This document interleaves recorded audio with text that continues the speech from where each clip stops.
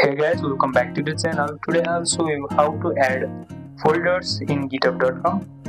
Simply open your browser and move into the GitHub.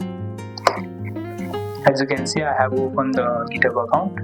Make sure to sign in. Now to add folder, simply first of all create a new repository.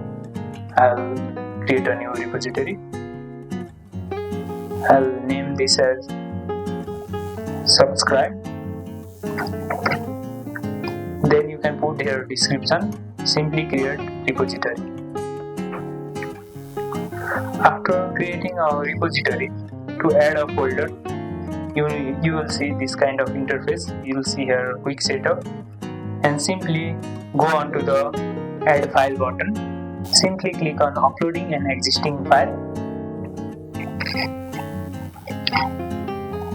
After going here, you can choose your file or you can name your file, and you can add an optional extended description of this file and simply click commit changes. Sorry, you need to add some file. Suppose I will add this file